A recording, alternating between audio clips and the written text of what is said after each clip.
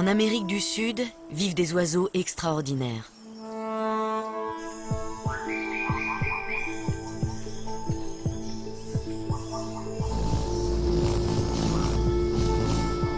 Ils font partie des animaux les plus étonnants de notre planète.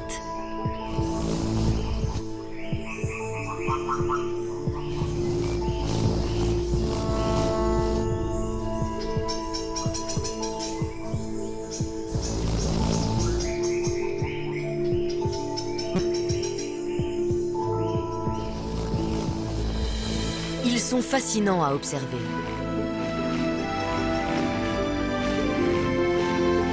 Ces oiseaux, ce sont les colibris.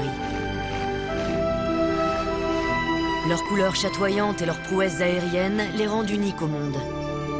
Raison pour laquelle ils sont traqués comme les plus grandes stars.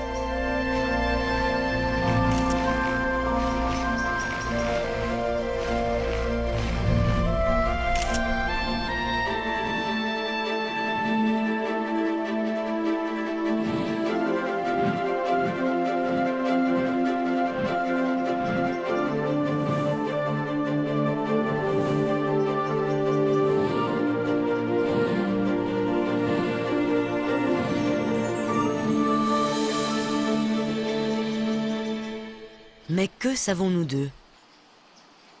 D'abord, ils sont minuscules, d'où leur surnom d'oiseaux-mouches. Ils font même partie des plus petits animaux à sang chaud du monde.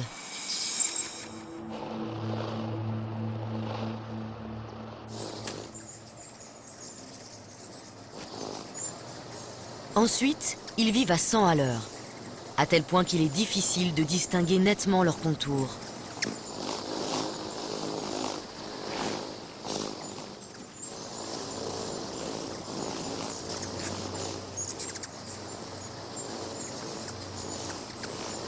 Pour mieux les étudier, il faut commencer par ralentir un peu leur rythme frénétique.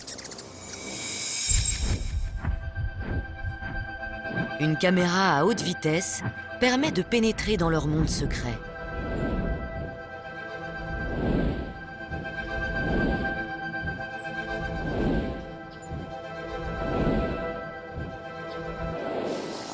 Le comportement des colibris reste en grande partie mystérieux.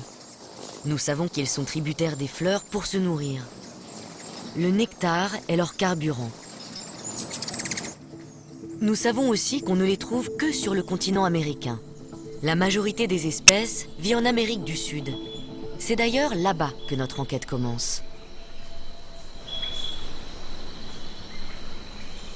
Ici, de nombreuses plantes les utilisent comme messagers. Mais ce n'était pas ce que prévoyait le contrat de départ. Car quand les fleurs sont apparues il y a plus de 60 millions d'années, les colibris n'existaient pas encore.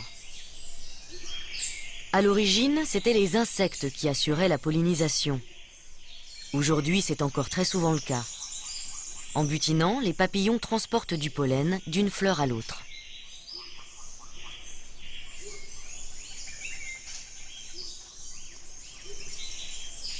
Les plantes sont fécondées et les insectes sont nourris. Chacun y trouve son compte.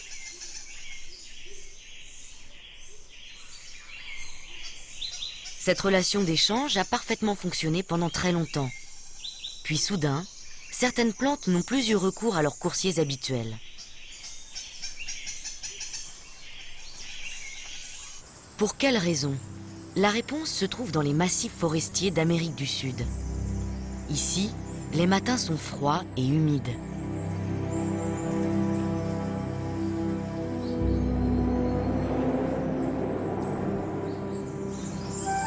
Dans de telles conditions, les papillons ont du mal à voler. Les insectes sont des animaux à sang froid. Leur température corporelle est la même que celle de l'air ambiant, ce qui explique leur léthargie quand il fait frais. En montagne, les plantes ne peuvent pas compter sur eux comme messagers et doivent leur trouver des remplaçants plus fiables.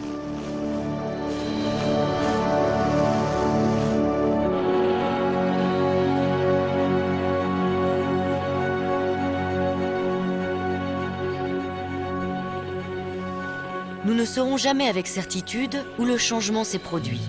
Mais c'est quelque part, peut-être ici, sur les hauts plateaux brésiliens, que les plantes ont changé de fournisseur.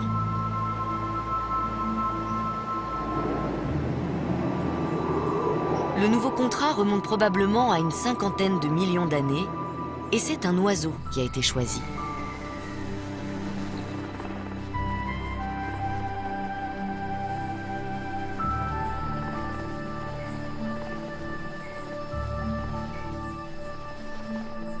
Pour cet ancêtre des colibris actuels, qui devait ressembler à ce colibri tacheté, cet accord signifiait aussi plus de chances de survie.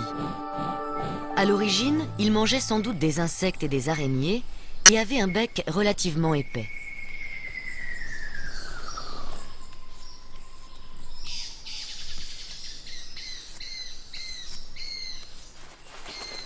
Un jour, il a été attiré par des fleurs. Peut-être était-ce pour extraire des insectes tombés dans la corolle de l'une d'elles. Toujours est-il que, l'habitude venant, il s'est mis à transporter du pollen d'une fleur à l'autre et à se nourrir de nectar.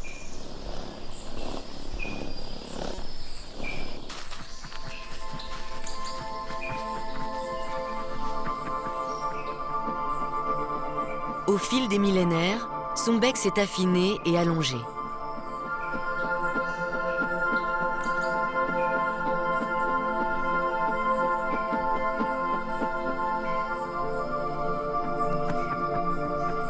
Pour atteindre les fleurs, il devait aussi être capable de véritables prouesses aériennes. C'est la raison pour laquelle il est devenu de plus en plus petit et de plus en plus agile.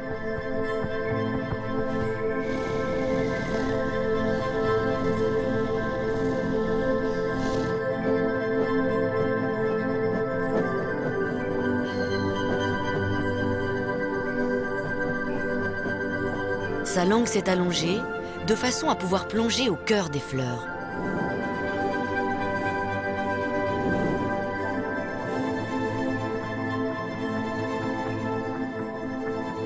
Cette activité consomme une énergie phénoménale. Dans un souci vital d'économie, son corps s'est donc peu à peu allégé. Les pattes et les doigts des colibris actuels sont si petits qu'ils ne peuvent ni marcher ni sautiller. Ils peuvent uniquement se percher sur une branche.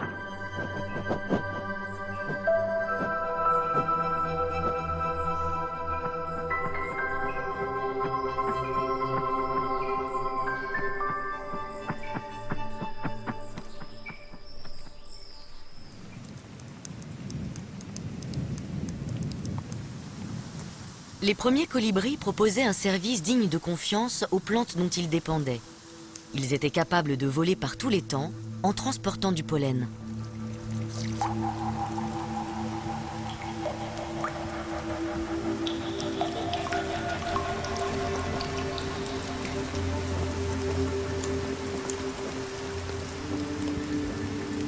Pendant des millions d'années, ils sont restés très généralistes, se nourrissant d'une grande variété de fleurs.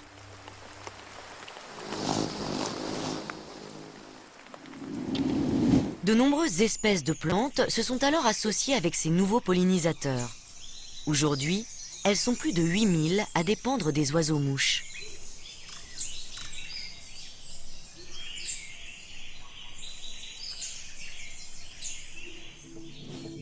Mais dans ce contrat, les plantes aussi ont leurs obligations.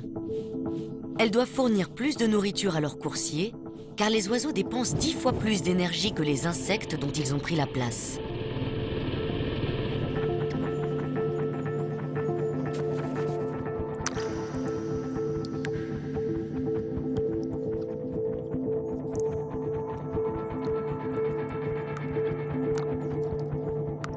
Chaque jour, un colibri récolte plus que son propre poids en nectar.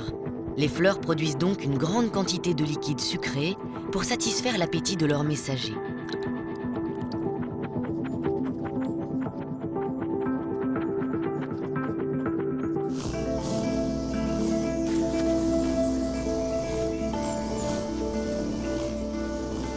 Pendant longtemps, les spécialistes ont cru que les plantes dont se nourrissent les colibris arboraient des fleurs oranges ou rouges pour les attirer. La réalité est bien plus étonnante.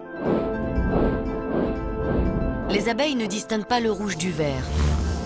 Les plantes cachent ainsi leur précieux nectar à ces insectes daltoniens.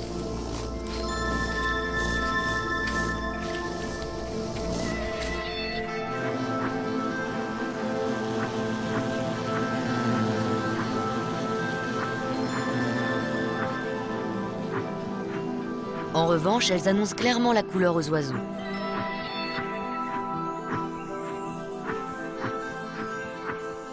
Ces derniers aussi ont dû faire des efforts. Afin de se protéger encore plus des insectes, les plantes présentent des fleurs longues et minces situées à l'extrémité de leurs tiges. Seul un animal capable d'une grande précision en vol stationnaire peut les atteindre. C'est le cas des colibris, mais cette technique est épuisante.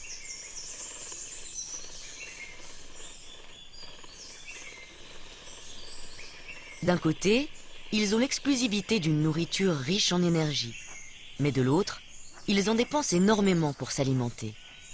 C'est un équilibre délicat que les oiseaux-mouches doivent gérer. Une de leurs caractéristiques est leur aptitude à garder leur position dans l'espace. Aucune autre espèce n'en est capable. Le sucrier à ventre jaune s'y essaie malgré tout.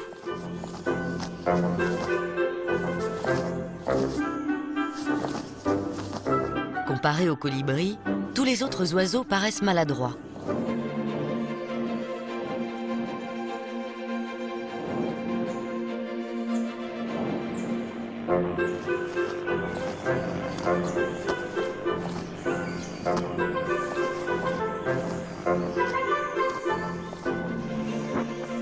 Cela tient à la façon dont volent les oiseaux-mouches.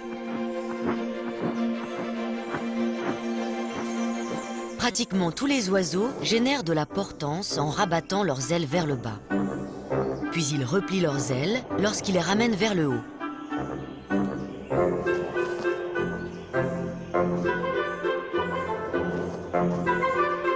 Les colibris, eux, gardent leurs ailes tout le temps déployées. Et c'est l'articulation de leur épaule qui pivote. Ils génèrent ainsi de la portance lors des deux mouvements, vers le bas et vers le haut.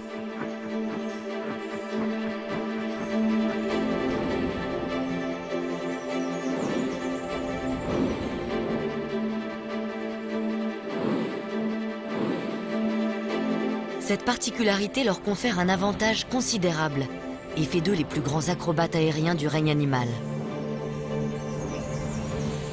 Rien ne pouvait rivaliser avec un colibri, jusqu'à ce qu'une société de robotique californienne en construise un.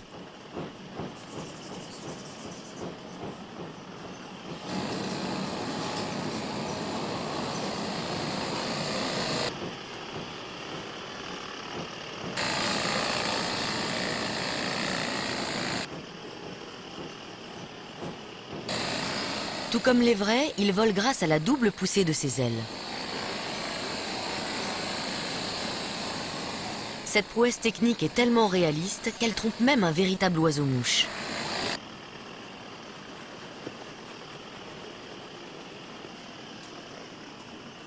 Propriétaire de ce jardin de la banlieue de Los Angeles, ce colibri d'haleine n'a aucune envie de le partager.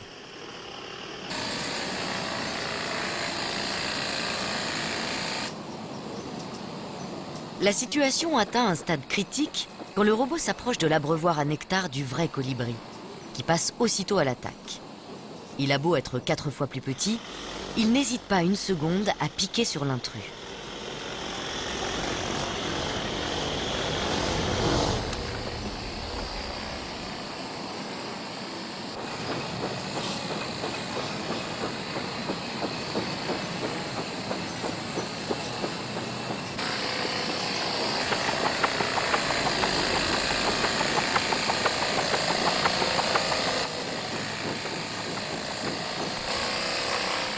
Mu par des piles, le robot a une autonomie de seulement quelques minutes.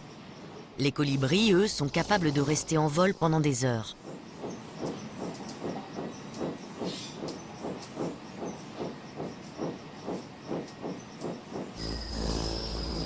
Ils peuvent manœuvrer dans tous les sens et même voler à reculons.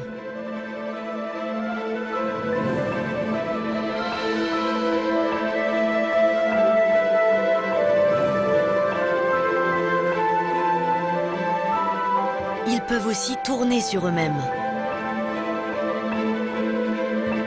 ou voler sur le dos.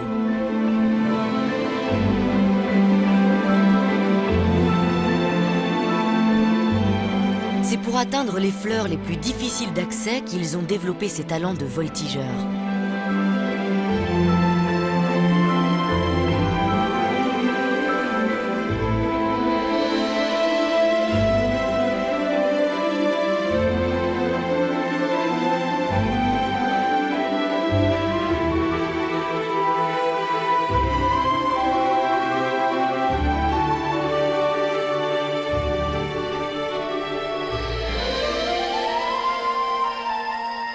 Mais cette virtuosité a un coût énergétique.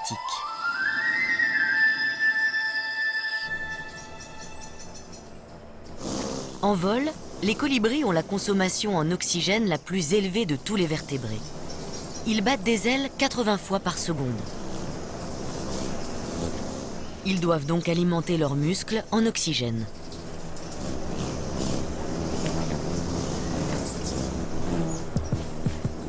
Lorsqu'ils sont perchés, leur rythme cardiaque est d'environ 400 pulsations par minute.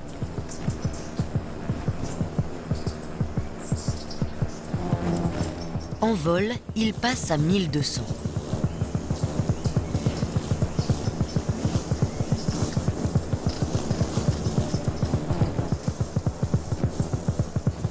Mais ce n'est pas suffisant quand ils fondent sur place. Leur cœur se dilate alors de manière à envoyer encore plus de sang à chaque battement. La circulation sanguine du cœur vers les poumons et les muscles, puis le retour vers le cœur, s'effectue en moins d'une seconde.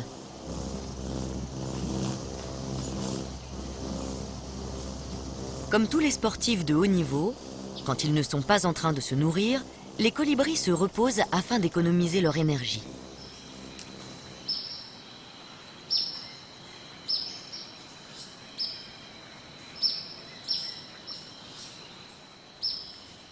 En fait, ils passent 80% de leur temps perchés, ce qui leur permet d'étirer leurs muscles et de lisser leurs plumes.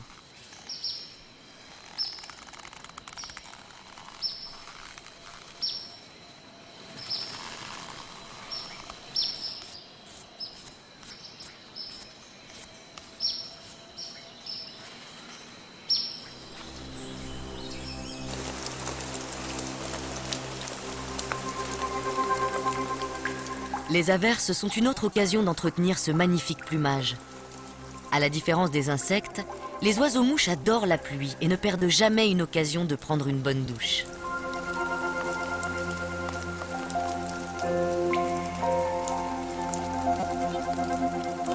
Même le sucrier à ventre jaune en profite.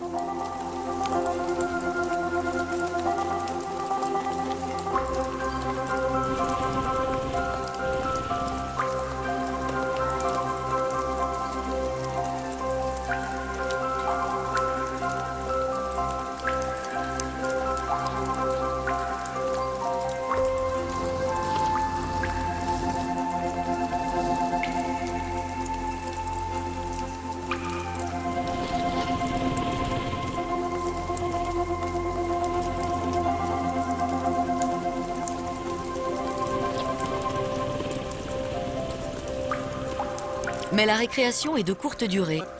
Les colibris doivent se nourrir en moyenne toutes les 15 minutes. La mort par inanition n'est souvent qu'une question d'heures.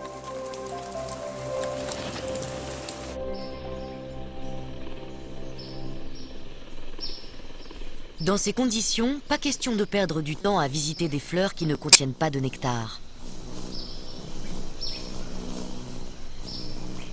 Est-il possible qu'ils se souviennent de toutes celles où ils sont déjà passés ? C'est envisageable quand il n'y en a qu'une ou deux par tige. Mais comment font-ils avec un arbuste comme celui-ci ? Pourtant, même sur l'ipé, les colibris savent exactement quelles fleurs ils ont déjà butinées. Un exploit pour un cerveau aussi minuscule. Les plantes ont joué un rôle essentiel dans l'évolution de la taille, du mécanisme de vol et du métabolisme extrêmement rapide des colibris. Mais les oiseaux ne peuvent pas vivre uniquement de nectar. Ils ont aussi besoin de protéines qu'ils attrapent en plein vol avec une précision remarquable. Ça ne marche pas à tous les coups, mais presque.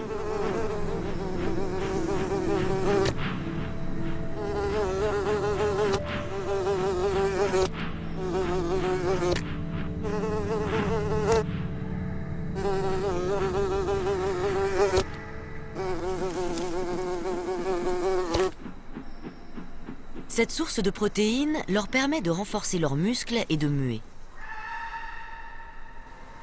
La seule difficulté est de ne pas s'étouffer en avalant une mouche.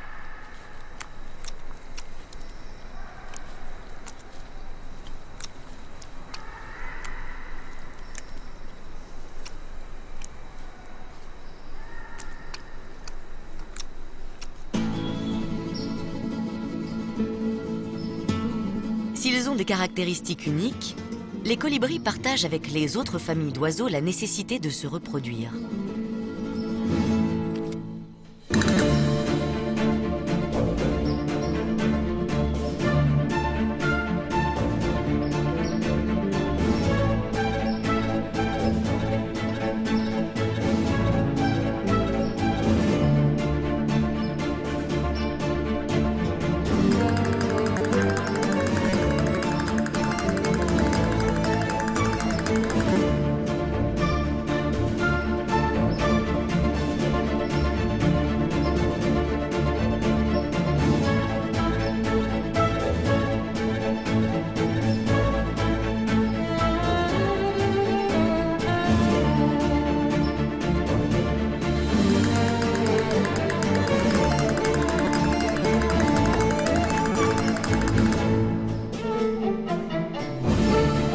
La coquette de Poplar mâle a une façon étrange d'impressionner les filles. Sa cour ne dure que quelques secondes. Elle était passée complètement inaperçue jusqu'à ce que des images ralenties n'en dévoilent le secret.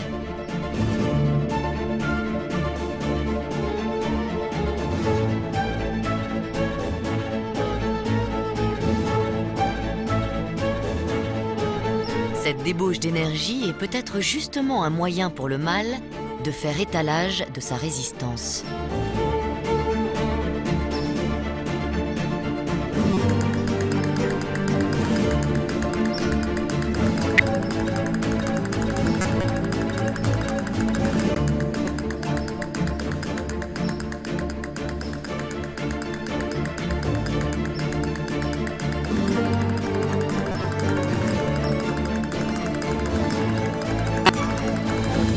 Malgré tous ses efforts, la femelle n'est pas du tout impressionnée.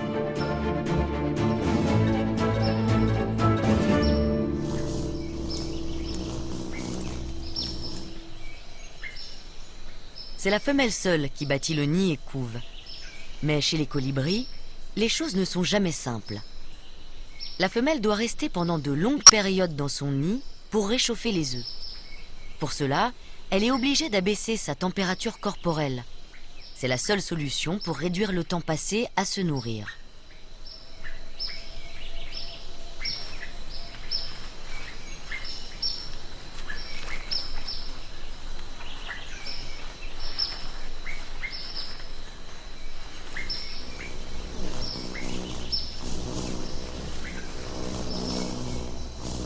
C'est lorsqu'ils viennent d'éclore que les colibris sont le plus vulnérables. Ils doivent éviter d'attirer l'attention.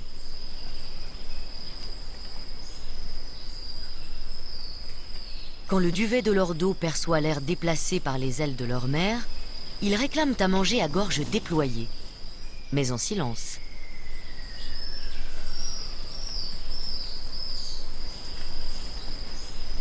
Les oisillons se gorgent d'un mélange très nourrissant de nectar, de pollen et d'insectes.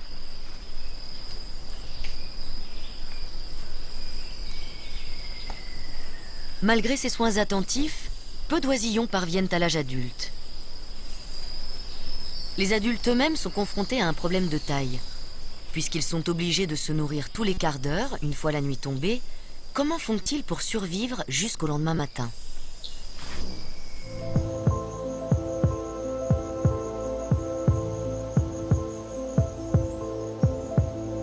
Leur température corporelle chute et leur rythme cardiaque passe à 40 pulsations par minute. Ainsi, ils ne consomment plus qu'un centième de l'énergie qu'ils brûlent en vol. Mais ce n'est pas sans danger. Quand ils sont plongés dans cette torpeur, ils ne peuvent plus bouger ni échapper à un prédateur nocturne.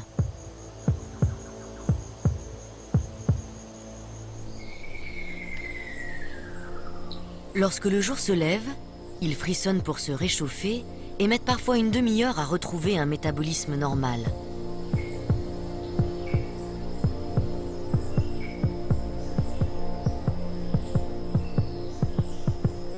Aussi extrême que cela puisse paraître, c'est à ce prix que les colibris ont une chance de survivre à la nuit.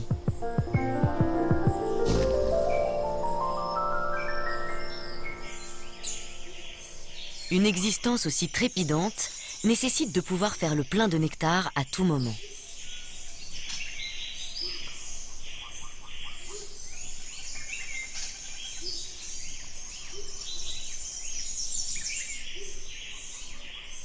Pour cela, la plupart des espèces gardent jalousement un territoire suffisamment riche en fleurs.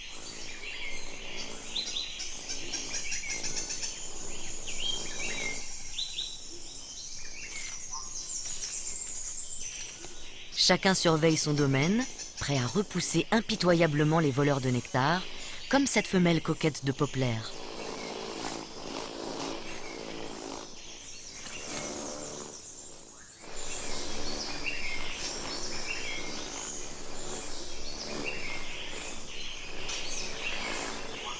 Le plus souvent, l'intrus bat en retraite sans insister. Le propriétaire défend aussi son territoire en exhibant son extraordinaire plumage.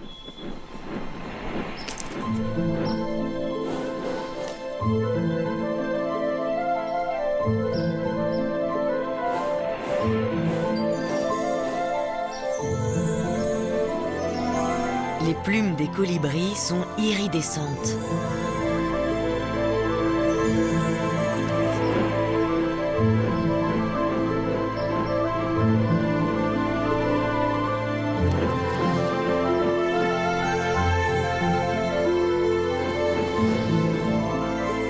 Leurs couleurs ne sont pas dues à des pigments, mais à de microscopiques bulles d'air emprisonnées dans les barbules qui réfractent et reflètent la lumière.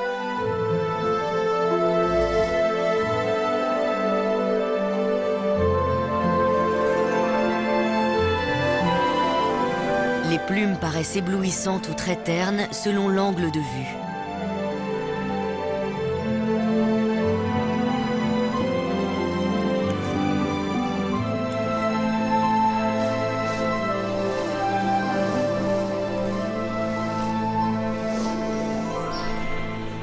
Si afficher ces plus belles couleurs ne suffit pas à décourager les intrus, il y a aussi une méthode plus directe. Malgré leur petite taille et leur allure fragile, les colibris sont extrêmement belliqueux. La défense de leur territoire et de leur source de nourriture est une question de vie ou de mort.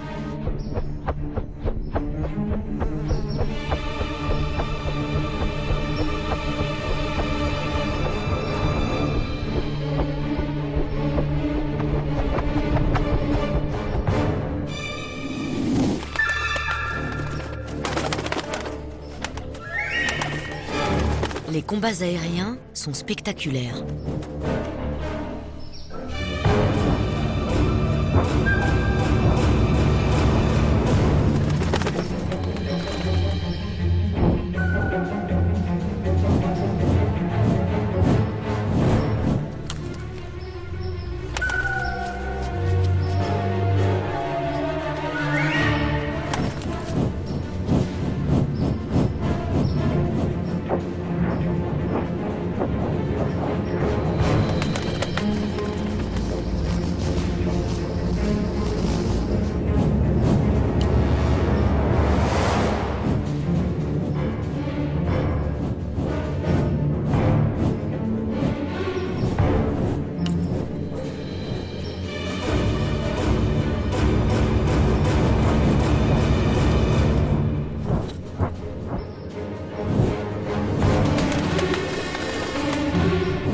La bataille pour les fleurs ne s'arrête jamais.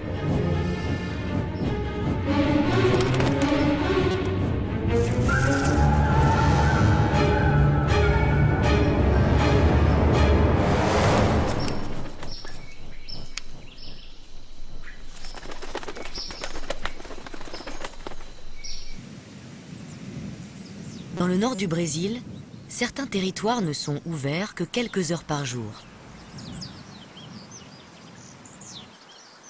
Les cactus qui ont poussé sur la roche nue fleurissent uniquement l'après-midi. Le reste du temps, leurs fleurs se cachent à l'intérieur de ces étranges calottes et le jardin de pierre est désert.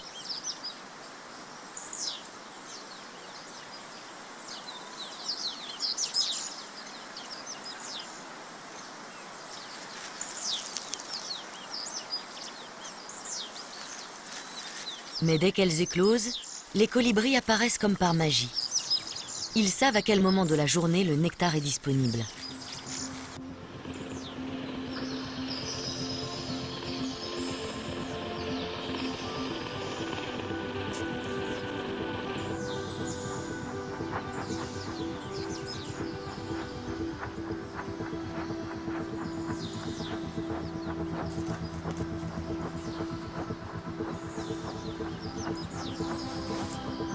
Tout en se régalant, ils transportent d'une fleur à l'autre le pollen qui se colle sur leur bec.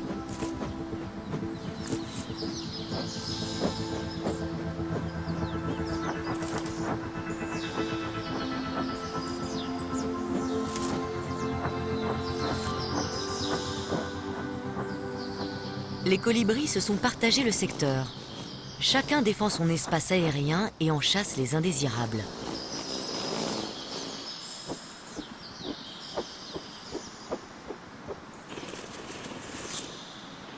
Intrépides, ils attaquent tout oiseau qui s'aventure sur leur domaine et n'ont même pas un regard pour un lézard aussi gros qu'eux.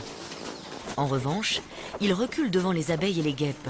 Compte tenu de leur petite taille, une piqûre leur serait fatale.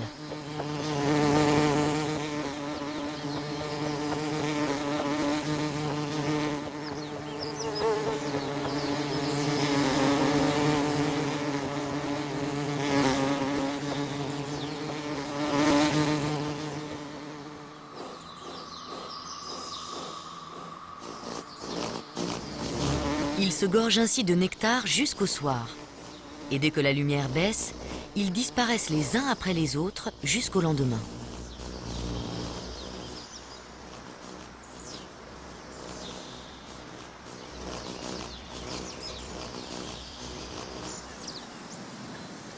Grâce à leur remarquable faculté d'adaptation, les colibris se sont implantés dans des habitats très différents. Mais tous ces biotopes ont un point commun: des fleurs en quête d'un pollinisateur efficace. Il y a 20 millions d'années, la tectonique des plaques a provoqué le soulèvement majeur de la chaîne andine.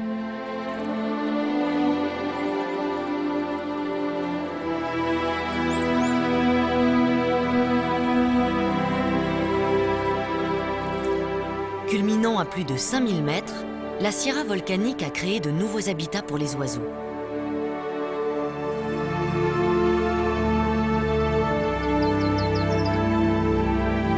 Mais qui dit nouvel environnement, dit nouveaux défis.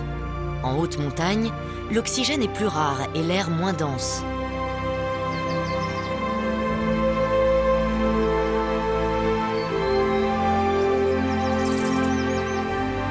Certaines plantes ont apporté une aide bienvenue à leurs partenaires ailés. Le colibri étincelant peut s'accrocher au robuste fuchsia pendant qu'il se nourrit, économisant ainsi une énergie précieuse.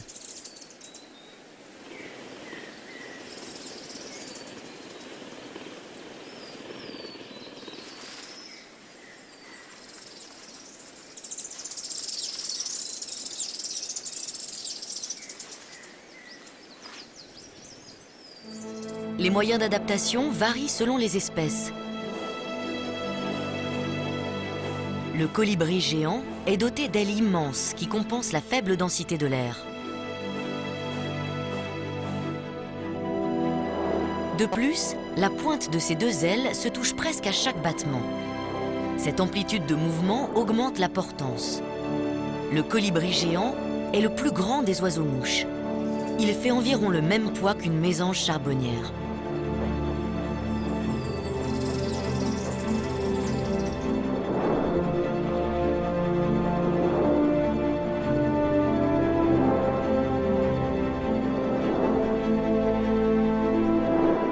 Dans les Andes, la diversité des habitats a engendré une explosion des espèces de colibris. La moitié d'entre elles vivent dans ces régions montagneuses, près des plantes qui les nourrissent. Certaines plantes ont noué des liens encore plus étroits avec les oiseaux pollinisateurs. Les fleurs des brugmansia, appelées aussi trompettes des anges, font une vingtaine de centimètres de long.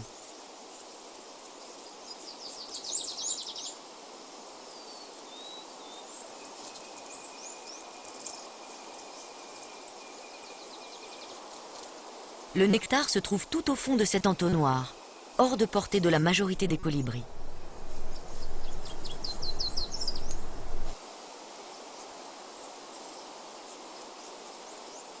Ce colibri de Matthews n'a aucune chance d'y accéder.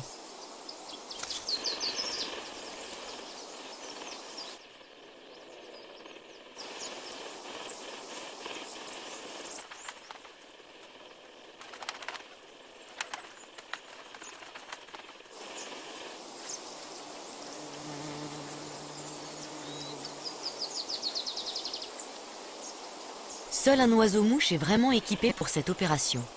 Le colibri porte-épée. Son bec est plus long que son corps. Rapporté à sa taille, c'est même lui qui a le bec le plus long de tous les oiseaux.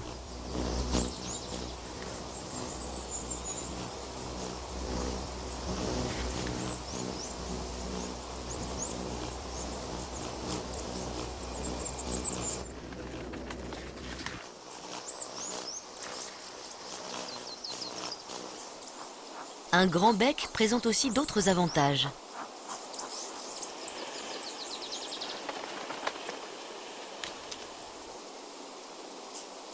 Les brugmansia ne sont pas les seules plantes qui se soient associées avec le porte-épée. La fleur de cette espèce de passiflore est elle aussi de forme tubulaire. Quand il s'enfonce à l'intérieur, l'oiseau se tache de pollen.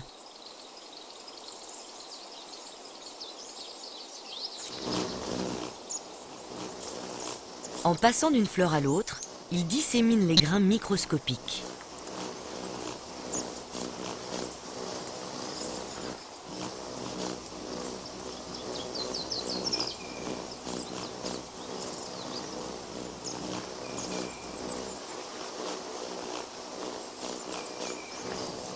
Grâce à ce contrat d'exclusivité avec le colibri, les trompettes des anges et les passiflores augmentent leurs chances de pollinisation.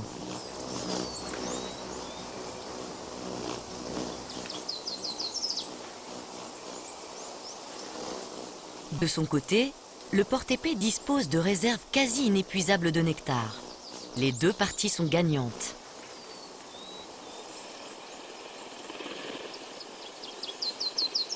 Une relation encore plus étroite existe entre les plantes du genre Heliconia et une espèce particulière de colibri.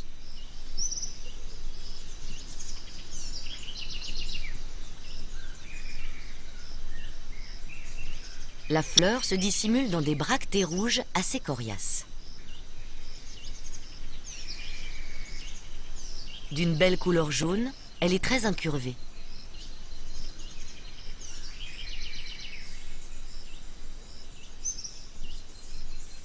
Le bec en faucille-aigle est le seul à pouvoir l'atteindre.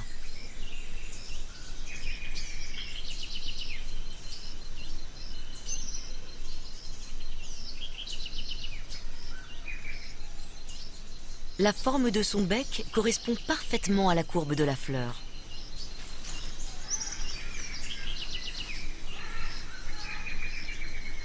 Lui aussi assure la pollinisation de cette plante.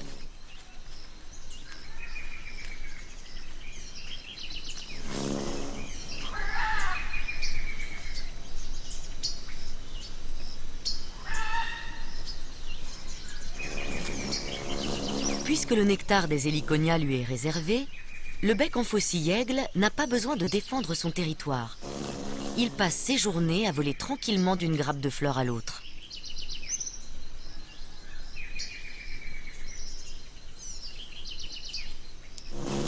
C'est aussi pour cette raison qu'il a un plumage plutôt terne, comparé aux couleurs éclatantes des fleurs dont il se nourrit.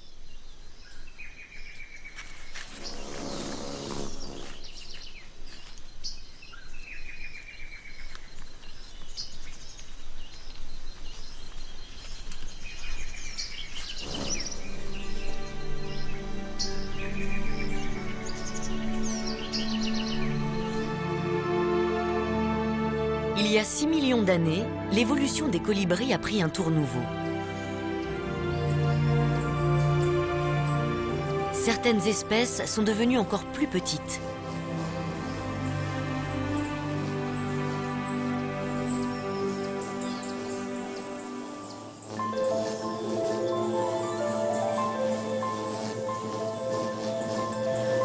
Ces lilliputiens comptent parmi les plus petits animaux à sang chaud qui existent.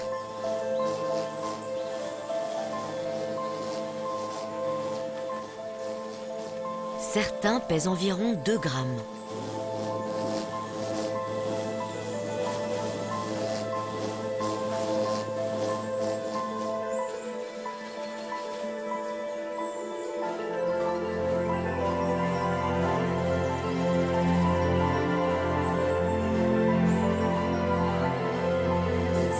Plus petits que les autres espèces, ils ont aussi une apparence et un comportement différents.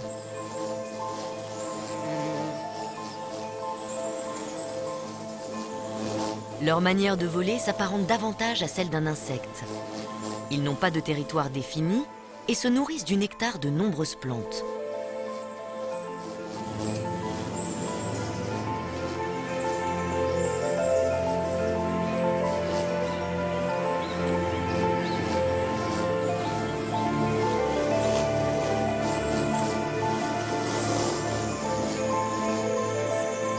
Mais une question se pose.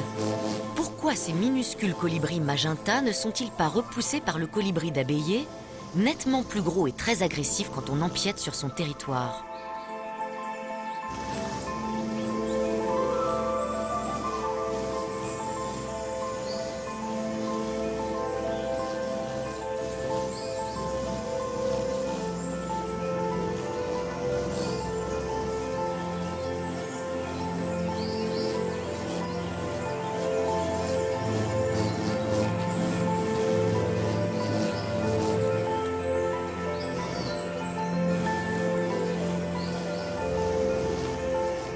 Bizarrement, le colibri magenta n'a pas l'air d'avoir du tout peur.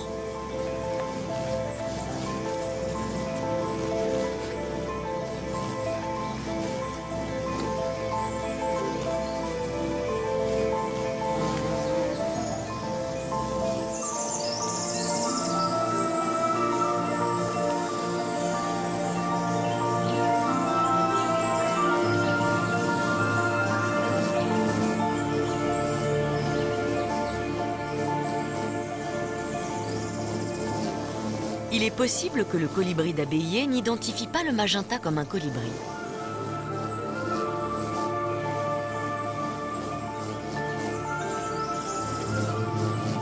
Peut-être s'imagine-t-il avoir affaire à un insecte.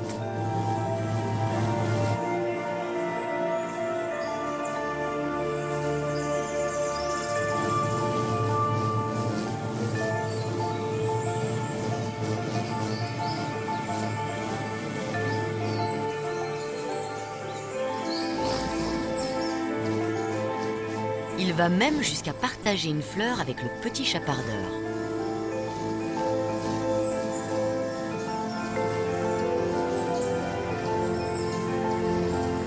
Les colibris ont une peur instinctive des guêpes et des abeilles. Serait-ce là la raison d'une telle passivité à l'égard de l'intrus?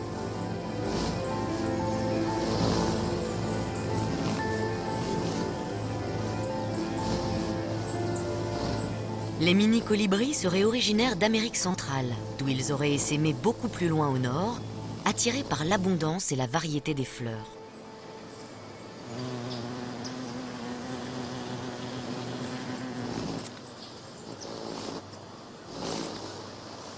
Mais au nord, les hivers sont froids. C'est pour cela qu'à l'automne, les colibris à gorge rubis doivent migrer vers le sud avant que les fleurs ne se fanent, sous peine de se retrouver sans nourriture.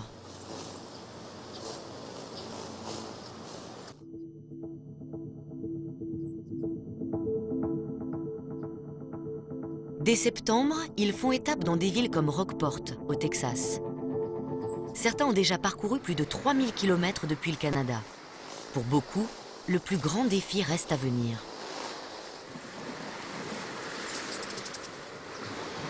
Pour descendre encore plus au sud, ils vont devoir traverser le golfe du Mexique.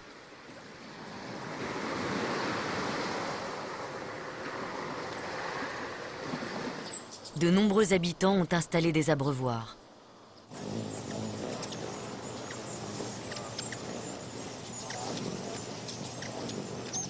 Quand ils arrivent, les colibris se gorgent de ce liquide riche en sucre.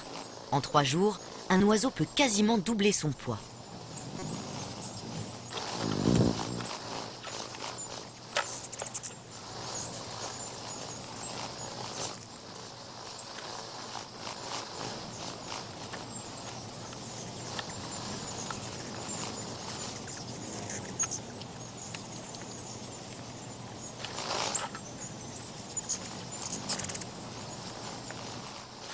À Rockport, la fête des colibris célèbre l'arrivée des oiseaux-mouches. Les touristes venus de tout le continent nord-américain se pressent pour admirer les minuscules voyageurs. Oh Lord, that is going to be one of the most unusual pictures ever. You're going to have to show it to your friends. Oh yes. Absolutely. Yeah. Absolutely.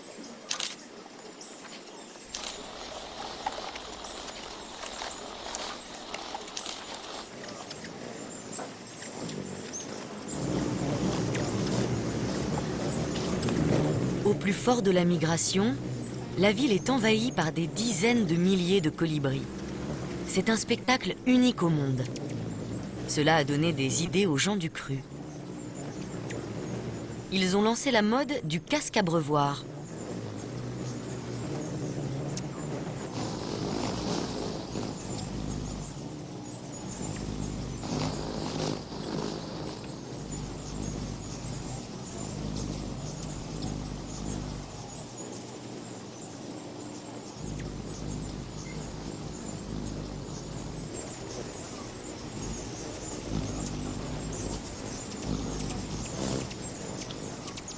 Lorsque les colibris ont pris suffisamment de poids, ils s'envolent jusqu'à la côte où les attend l'épreuve la plus difficile de leur existence. Pour des oiseaux aussi petits, un vol de nuit de plus de 800 km sans escale est une véritable odyssée. Une dernière gorgée de nectar, et ils sont partis.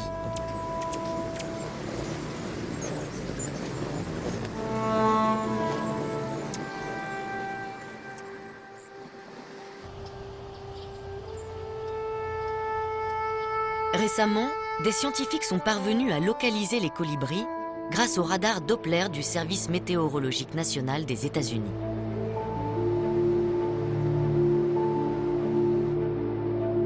Conçu pour détecter les gouttes d'eau au sein des nuages, cet appareil sophistiqué a révélé une petite partie du chemin emprunté par les nuées de colibris.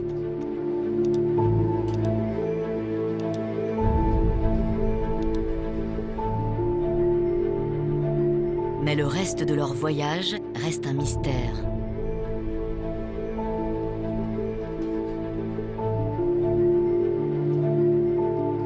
Pour le moment, les secrets des colibris sont encore bien gardés.